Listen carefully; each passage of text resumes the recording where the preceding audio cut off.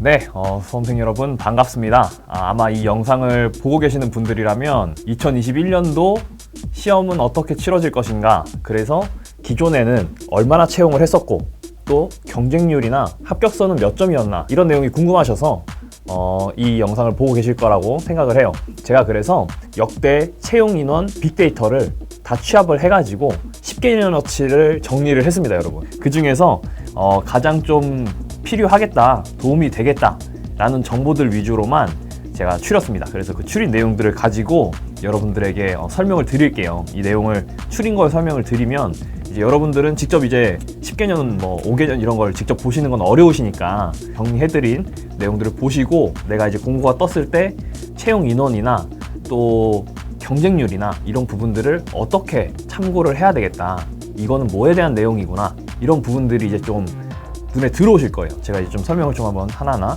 좀 드려보도록 할게요. 너무 옛날 정보는 사실 많이 도움이 안 되겠다 생각을 해서 제가 제외를 했고요.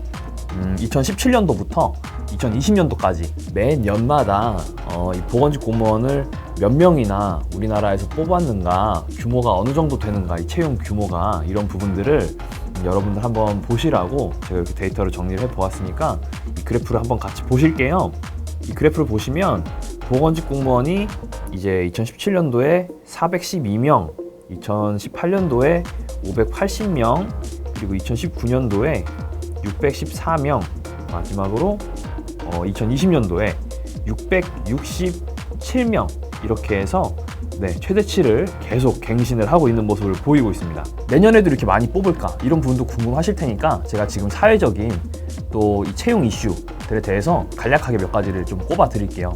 먼저 2018년도 19년도에 들어서 그 문재인 정부에서 그 공무원들의 인원을 대거 채용을 하겠다, 이렇게 공약을 걸었었는데 이제 그 공약을 시행하고 있는 단계입니다. 그렇기 때문에 채용 인원이 일단 계속 증가를 하고 있는 상태고요. 그리고 2019년도, 20년도 이때가 60세가 되셔서 이제 정년퇴직을 하시는 그 공무원분들이 가장 많으신 때라고 합니다. 그래서 이 2020년도, 그 다음에 2020년도부터 앞으로 3, 4년 정도는 계속 이제 그 가장 많이 분포를 하고 계시는 정년퇴직자들, 그런 부분에서도 이 채용 인원이 좀 올라간다, 이런 부분들을 또 볼 수가 있고요. 또 하나는 지금 절대 빼놓을 수 없는 이슈 중에 하나죠. 우리가 이제 지긋지긋한데 코로나가 이제 터지면서 이제 보건정부라는 말이 등장을 했습니다. 이 보건정부라는 말이 등장을 했다는 거는 이 공무원들 쪽에서도 간호보건의료 이런 쪽 계열의 공무원들의 수는 앞으로도 계속 늘리겠다는 거예요. 질병 관리를 하는 부분들, 그다음에 지역 감염들을 차단하는 조치들, 이런 부분들에 1차적으로 이런 분들이 이제 투입이 되셔가지고 그런 코로나 관련된 사태에 지금 대응을 하고 계신데 앞으로 이제 또 남아있는 과제들이 있습니다. 이미 걸려 계신 분들 또 완치되실 수 있도록 조치도 취해야 될 거고요. 또 백신 이런 부분들도 또 뿌려지게 되면은 그런 부분에 대해서 또 관리가 또 필요할 겁니다. 그리고 이때만이 아니라 이렇게 시기적으로 보건정부라는 말이 새로 생겨서 이제 정착이 되고 있는 시기라고 한다면 앞으로의 이 간호보건 의료 쪽에 그 공무원의 수요는 계속 늘어난다는 뜻입니다. 그런 지금 현재 상황에서 이렇게 이제 19년도, 20년도 계속 채용 인원이 증가를 하고 있다라고 말씀을 드릴 수가 있을 것 같고, 언제까지 계속 이렇게 많이 늘어나냐? 지붕 없이 계속 올라가진 않을 겁니다. 언젠가는 이제 한도가 있을 것이고, 그리고 언제부턴가 또 떨어지게 될 것인데, 앞으로 한 2, 3년 정도는 그래도 또 긍정적으로 이 채용 인원이 많다는 거는 좀 긍정적으로 볼 수 있지 않나, 이렇게 좀 시기적인 이슈로 여러분들께 말씀을 드릴 수가 있을 것 같아요. 자, 이렇게 해서 이제 채용 인원이 많이 증가를 하게 될 것이다, 여전히 많이 뽑는다, 한 3년 전에 비해서 한 몇 배 이상으로 뽑고 있으니까 지금 이렇게 많이 뽑는데, 이 많이 뽑는 것이 내가 시험 볼 때 과연 무슨 도움이 되냐, 무슨 득이 있겠냐 나한테, 이런 이제 궁금증이 생기실 거라서 제가 그래서 경쟁률을 취합을 또 해보았습니다.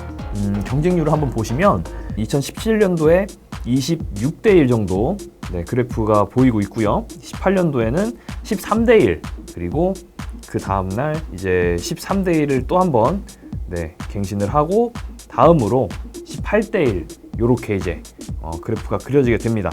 그래도 3년 전에 비해서는 상당히 떨어진 경쟁률이라고 볼 수가 있는데 내년엔 더 떨어질 가능성도 있다고 제가 미리 말씀을 드릴게요. 왜 그러냐면 예를 들어 볼게요. 이제 3명이 올해 시험을 봅니다. 3명이 시험을 보는데 한 자리가 났습니다. 그렇게 되면 3명 중에 1명이 들어갈 수가 있는 거니까 경쟁률은 3분의 1이겠죠. 그런데 이 들어갈 수 있는 자리가 하나가 아니라 올해같이 막 예를 들어 2개, 3개라고 합시다. 그러면 뽑힐 수 있는 분들은 각각 들어갈 수 있는 공간들이 늘어나게 되는 겁니다. 들어갈 수 있는 자리가 많아진다는 건 경쟁률이 낮아진다는 거고, 경쟁률이 낮아진다는 건 시험에 응시를 했을 때 좀 낮은 점수여도 합격할 가능성이 높아진다 라는 얘기가 되는 겁니다. 여러분들이 합격하는데 훨씬 더 유리하다, 시기적으로 도움이 많이 된다라는 얘기가 되는 거고요.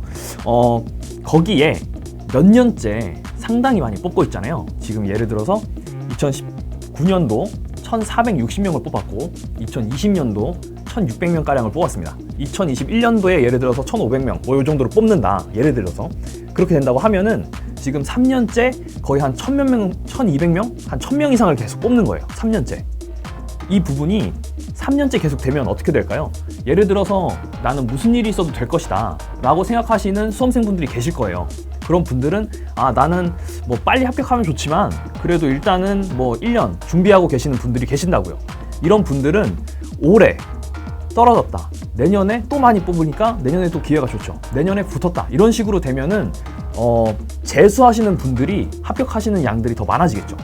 재수하는 분들이 점점 합격을 더 많이 하게 되면 점점 이 경쟁이 새로 시작하시는 분들의 경쟁으로 바뀝니다.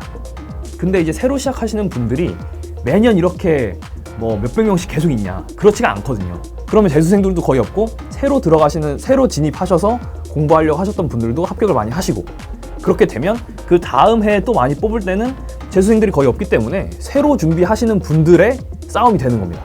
이런 식으로 몇 년이 누적이 된다고 치면은 점점 더 이제 경쟁률이 더 떨어지게 될 겁니다. 재수하시는 분들이 점점 빠지게 되기 때문에 앞으로 이제 지금 한 2년, 3년째 지금 많이 뽑고 있는데 앞으로 한 2, 3년 정도 더 이제 준비를 하신다고 하면은 분명히 경쟁률은 더 떨어질 수 있다, 이렇게 좀 말씀을 드리고 싶고요. 그렇기 때문에 여기서 이제 핵심은 이거죠. 점점 가면 갈수록 새로 시작하시는 분들의 경쟁이 되니까 새로 누가 더 먼저 시작하느냐, 새로 하는 사람들 중에서도 누가 좀 더 오래 했나, 누가 더 알차게 공부했나, 이런 부분들이 이제 합격을 할 수 있냐 없냐, 종이 한 장 차이에 이런 결과를 가져오게 되지 않겠나, 이렇게 좀 말씀을 드릴 수가 있을 것 같습니다. 내가 원하는 지역들, 내가 하려고 하는 지역들, 명확히 그 지역에 대한 이슈들이라든지 그런 부분들을 명확히 파악을 하시고서 준비를 하시면 맨 처음에 아주 좋은 스타트 하시는 거다, 이렇게 설명을 드리면서 제 길었던 영상 마치도록 하겠습니다. 이렇게 지역별 채용 빅데이터 저랑 함께 살펴보셨는데요. 여러분들께 많은 도움이 되셨으면 하는 바람이고, 또 처음 시작하시는 분들이라면 특히나 이 데이터를 정리하는 방법, 요령들, 보는 그 눈썰미 같은 거, 이런 부분들 확인하셔가지고 저희 홈페이지에 밑에 정리가 다 되어 있잖아요. 그 내용들을 참고를 하셔서 해당하는 지역에 응시하시고 또 좋은 결과가 있으셨으면 좋겠습니다.